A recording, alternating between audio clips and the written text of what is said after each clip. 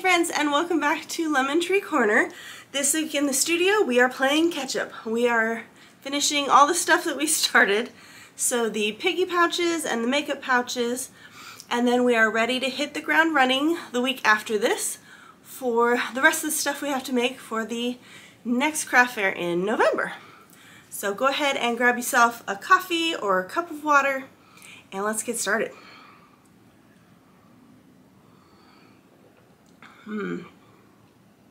Since I'm pretty much going to be making the same stuff you've already seen me make this week, I thought it would be a good opportunity to do a Q&A. We've got a lot of newcomers. Welcome, thanks for subscribing, and I wanted to just kind of answer your questions. So I'll do a voiceover with that and we'll answer questions as you're just watching me make things. I've got my cup of coffee here. I am dragging this morning. The dogs, for some reason when my husband's not home, the dogs get extra protective, extra on edge, extra barky in the middle of the night. So I'm just not getting a lot of sleep. Plus they want to wake me up first thing in the morning after I didn't get any sleep. And my nose has been doing, I don't know if I'm allergic to something in the air right now, but I took a Benadryl as well, so I really need this coffee. So we have got all the projects, we've got all the piggies cut and ready to go. We also have all of the makeup pouches ready to go as well. So I'm going to be working on all of those and excited to share the progress with you on the shawl. If I can not pull any stitches this time. So this is what it's looking like. We are on our last color. It's looking very 80s. I don't know about this color combo, but it is what it is at this point.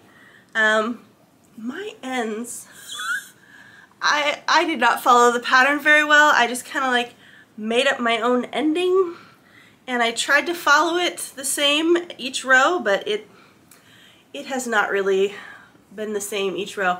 We are going to put a border around this whole thing, so I'm hoping that's going to cover up all of my mistakes.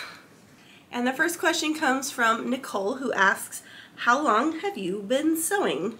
So it has been quite a while. Like back in the day, I took home ec and a sewing class in high school. I made my graduation dress, which was of course like a gunny sack style retro prairie dress. Very floofy sleeves, like Anne of Green Gables sleeves. And then I really haven't sewn since then. I've had a sewing machine. Haven't really used it. It was like a cheapo Walmart sewing machine that I bought at some point. Have always wanted to do quilting and things like that, but I'm not very good at the maths, as some of you know. I'm not great at math, so it's been a challenge. I tried making like a cushion cover, like a couch pillow cover, and pieced together in a log cabin pattern. Let's just say it was not pretty. It kind of worked, but the measurements were all wonky and didn't line up correctly. It was really bad. So about, is it 6 years now? About 6 years ago, one of my nieces was thinking about doing fashion design. So for her birthday, we did a Parks and Rec class at the local sewing store. They had a bunch of sewing machines set up and they did classes, and we made a cooking apron together. So that was super fun. And I just kind of caught the bug after that. They had Bernina machines, and their machines worked so much better than mine that I was like, oh, well maybe it's not me, maybe it's the machine. And they had a bag making club, so I signed up for that. You just paid a certain amount to do all the projects, and we met once a week, and the teacher would come in with a different bag pattern pretty much every week. We would do like a new technique. She would show us how to make binding or how to sew in a zipper, and it would be like a different skill each week, tied in with a pattern. So you would buy the pattern. Obviously the store loved it because you buy the pattern and the class from them. Generally speaking, you would go right out onto the sales floor and buy the fabric as well, which we all did. It was a win-win for the sewing store. Unfortunately, when COVID hit, they had to scale way back to the point where they don't do the classes. They only have My nose is so itchy. They only have the sewing repair area now. So they don't do, I don't think they carry more than like one little teeny area of fabric either. So that's kind of sad that that's gone, because it was a nice way to get together with like-minded people and do something. I gained a lot of confidence through that. So that was probably 5 years ago. And then I started seriously thinking about, well, what can I make? Do I want to make aprons? Do I want to make bags? What do I want to do? And I really like the bag construction, and I like the functionality of it. I love cute aprons with the floofy, frilly ruffles and stuff, but I've seen that a lot at craft fairs, and I feel like those either don't sell well, or it's just a lot of time and you gotta make different sizes. Bags are one size fits all. I mean, obviously I make different size bags, but generally speaking, it doesn't matter how large you are, the bag is gonna work for you. So that's another reason I like making bags as opposed to making clothing. It's never really good at making clothing. My mind doesn't work that way for some reason. So that's how I got into sewing, and I've just been, you know, up in my game each year, stretching myself each year, working with different materials, and just trying to get better each time around. So, thank you, Nicole. Okay, let's get started. I'm starting a new book, The Maid. It's very good so far. It's just kind of sad, but it's another murder mystery, so having fun listening to that. And so there seems to be some confusion. This is my 100th episode, but my numbering system is off, so it's not really my 100th episode. It's just the 100th studio vlog episode. So I basically had a different numbering system for Vlogtober, Vlogmas, Christmas in July, any kind of special stuff like that. I did a different numbering system for.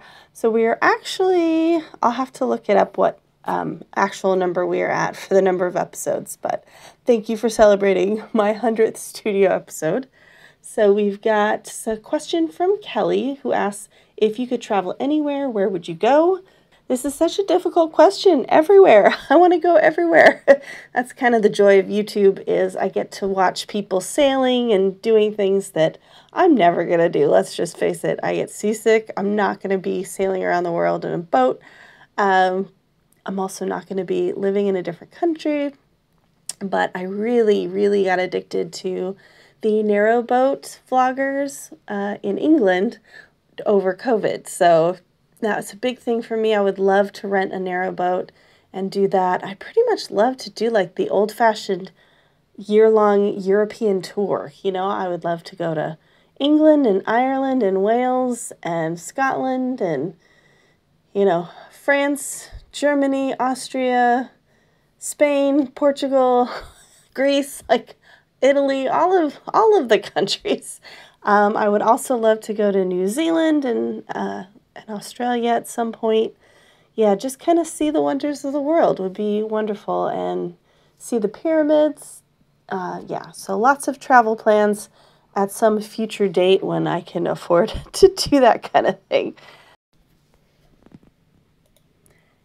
Here are some other fun facts about me. My favorite color used to be blue. I think it's pretty much green now. I seem to wear green all the time.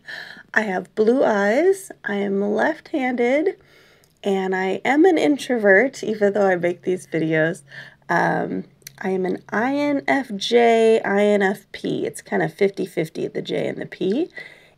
I grew up here in Southern California. Pretty nuclear family, just me and my older sister Kelly, who you've all seen. She's 4 years older than me, and went to college up in Northern California at Sonoma State, where I studied English literature and teaching, and did not survive teaching. So that's why I work at a college, because I enjoy working in the school environment, but not actually in the classroom.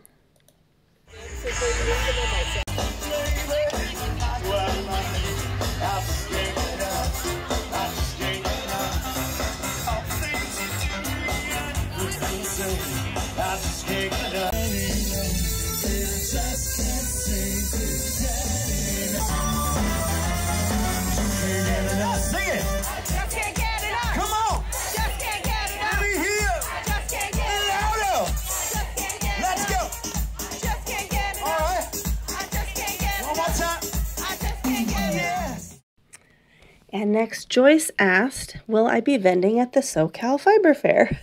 So long story short, I just don't have the resources and the time to do any huge fairs like that. I am sure the SoCal Fiber Fair would be a perfect place for me to sell my project bags. It's just the cost is so expensive and it's such a huge event. I'd basically have to be sewing for like 3 to 4 years to have enough stock to be able to do a show like that and cover the cost of the booth fee. So unfortunately not going to be able to do that one, but I do have 2 other shows that I do quite regularly. So I have now joined the Torrance Craftsmen's Guild, and they have 2 shows a year, one in March and one in November. So those are my 2 primary shows. I'm also looking forward to going back for the LA Yarn Crawl and selling my wares at the Knitting Tree LA. So those are kind of my set shows. I also do Lollipop Lane. I probably won't be doing that this year, but Lollipop Lane in Lakewood, California. It was the first show I ever did. And yeah, we'll just see from there if I have more time to make more bags to be able to do more shows. But those shows are really easy for me to do because they're local. The setup is pretty easy. You know, I can't even imagine trying to navigate my way through the Anaheim Convention Center. So not going to be doing that. But I always have stuff on my shop, my online shop at lemontreecorner.com/shop if you ever want to look at anything. It's kind of light right now, but I will be adding stuff to it in the near future. I'm so excited! Look what came in the mail! I think it's our yarn. There we go. Ooh, pretty! So this is from Lay Family Yarn. And I got a little tea bag as well. So, such a pretty label. So this is the Wonderland Walk colorway that Allie from Little Drops of Wonderful created. Very pretty. So it's 75 superwash merino, 25% nylon, 100 gram skeins. And I got 4 of them. Let's see if I can get you like a good, ooh, look at that. It's just, the colors are beautiful. They're very muted. I think I was expecting them to be a little bit more saturated than that. But they just have these pretty little drops of kind of rust and brown in there. Very beautiful. So this is DK weight that I got. And what are we making? We're going to make a winter garden scarf. This is from Fiberflux. I like her patterns. She's got the tutorials.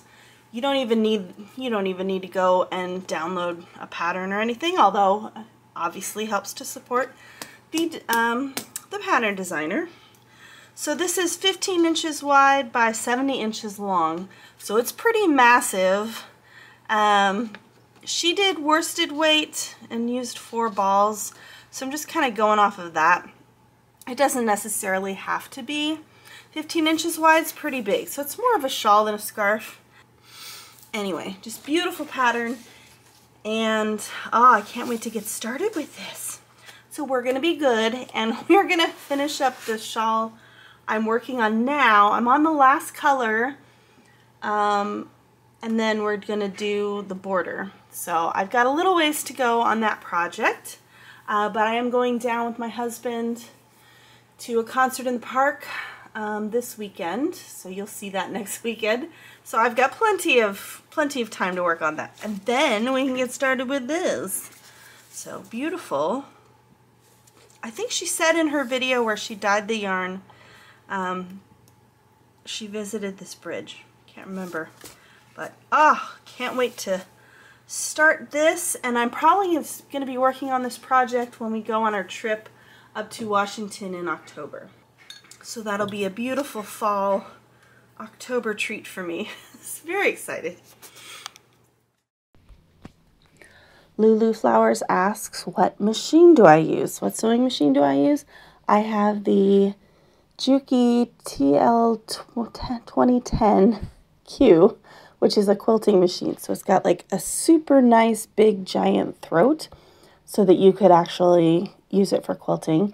It is just a straight stitch machine, so if you're looking for fancy stitches, you would have to buy a different machine, but I find that this one, it's kind of a semi-industrial. It doesn't have any plastic parts, so it's a big workhorse. It'll sew through your finger if you put your finger under there. So it's got a lot of power, and it can handle thicker materials such as denim and cork and vinyl, and so it's more of an industrial machine, but it's like a home version of their industrial machine, and I find that works good. If I was to be using leather or something really thick, I'd probably have to bump it up to a real industrial machine, but thanks for asking. Since we did not make the fractured tacos for 4th of July, I'm going to make them this week. My husband is taking his mom up to Washington, so I will be all alone and need some food. So I'm going to use ground turkey instead of ground beef because I like that better. But go ahead and take a screenshot if you would like. We can never get the 10-ounce can of the Las Palmas red chili sauce. So this is 28 ounces, but I'm only going to use 10. So that's a little annoying, but we can't find it anywhere. So I'm just going to get a squidge of olive oil. And we're just going to do the meat mixture for now. So we are going to do the onion. Get a light on down there. I'll just put it there for now. I wouldn't normally do that. In fact, it might be unstable, but we shall see. So we're going to do a massive onion and a bell pepper. What I like about this recipe is you can put whatever you want on top. So anybody who's picky, they can put whatever they want on top. Have you ever seen this before? Somebody peeled all of the onions at the store. It's the weirdest thing I've ever seen. This is a huge honkin' onion. We are doing 2, I don't even want to use this outside layer. It's a lot to lose though because it's so thick. But I don't know, it's just been handled by people. It's just nature's, that's what the wrapping is for. Nature's wrapping. Keep it fresh. I don't know why somebody would do that. Okay, so we're just gonna chop these up, get these going. We're gonna brown the turkey. In fact, I should get that out now so it's not cold. So it's kind of like a taco meat. You could use taco meat if you want. That would be another way to make this. And this is just something I remember from my childhood, and it was always just easy because, especially during summer, all the fresh vegetables, the tomatoes, the peppers, like everything is super fresh, the lettuce, so it's just a nice fresh dish to make. The only hard part is making this part, and you could just use like taco seasoned meat if you want as well, but this makes a nice sauce. And then yeah, if you prepare all the vegetables and the meat ahead of time, then you're not cooking while people are sitting there either.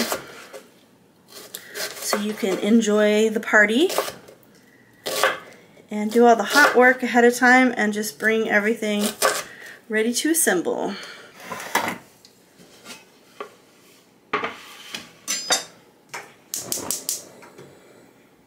I'm just going to use my Dutch oven because it's the easiest thing for me to use. And it's nice because we're going to let it just like cook down, so this is a nice way to do that without it getting burnt on the bottom.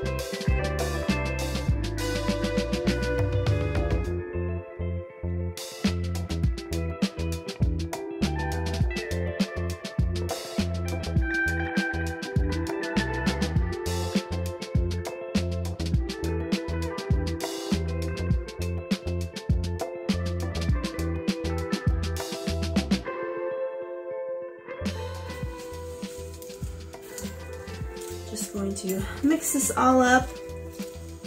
Hopefully the mixture is hot enough to melt the cheese. Got some cilantro in there. I would, like I said, I would have had avocado if I had it and it was ripe. And you can always add a little more lettuce to make it more of a salad.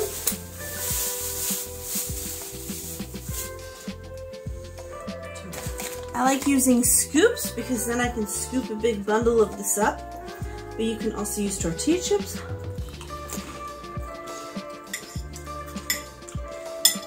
Delicioso. And the last question I got was, what sewing patterns do I recommend for beginner bag makers? I really started on Sew Sweetness patterns. They're very easy.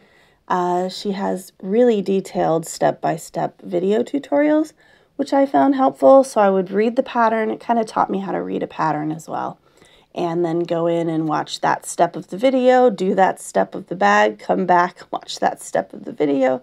So I found that very helpful when I was starting out. I also like doing swoon patterns. Sometimes the swoon patterns, while super cute, can be difficult. So you just want to gauge finding more of the easier beginner bag versions of those. I also love Can Do Crafts. That's with a K, Can Do. She's on Etsy. And then Pink Sand Designs is also a good one for beginners. She's got a lot of more boxy patterns. And then the Zippy Bag is really good practice for using zippers, and that's from Sally Tomato. So there's some ideas for beginner bag patterns for you. Hey friends, so that's it for this week. Thanks for joining me. Let's take a look at what we got done. Let's take a look at what we got done this week. We were able to make all the rest of the makeup pouches. I didn't get that far on the Piggy pouches, so we'll have to work on those during the week, but we got all of these done, which is nice. So we've got the old-fashioned soda bottles. We've got the moonflowers. We've got the birds. We've got what I call the Jane Austen one. And we've got the Rifle Paper Company one. We've got the Mediterranean oranges. The buttons of jars. The jars of buttons. This guy. More flowers. And the Dachshunds, the cutesies. So I like the concept of putting the buttons on. I don't really like the actual work of putting the buttons on. So I don't know that I will continue to do the buttons on these in future, but we have enough for what we need for the craft fair. I like to alternate between a few of the smaller pouches. So we've got the makeup pouch. I also have the pencil pouch, is good for using up my remnants, and then we've also got the Maya wristlet. We're out of the Maya wristlet, so that'll probably be the next one that I do with the leftovers of what we're going to cut out starting next week. So let's take a look at that. So next week we are going to be making the terrific totes. So I've got about 3 or 4 or 5 of these that I want to make for the next show. This one is in the cute nautical fabric. So we've got those lined up to make, and then once I have some more remnants after I make most of these bags, most of the bigger bags, I will then be making the smaller bags. So we will have probably more of the pencil pouches and the Maya wristlets and things like that to make after we've cut out all of these bags. And other than that, I just want to share my yarn with you. I finally got my yarn from Lay Family Yarn. It's so beautiful. I don't know if you can really see it. It's got middly bits in it.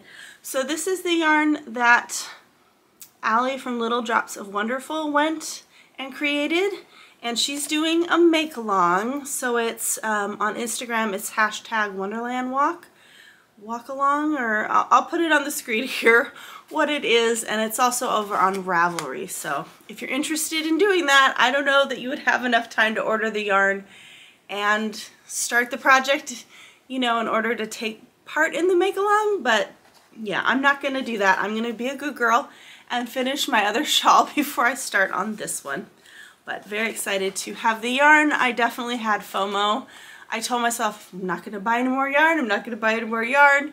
And then every time I saw her working on her project, I was like, oh, I'm just going to like kick myself if I don't buy the yarn. So I went and bought the yarn. My precious. So that's it. I hope you enjoyed the Q&A. There weren't a ton of questions, which is fine because I ramble a lot. So hopefully you enjoyed the very rambly, talky video this week. And I hope you have a wonderful week ahead. And I hope to see you back here next Saturday when we start really hitting the ground making all the bags we need to make for the next craft fair. So see you next week. Love you, friends. Bye.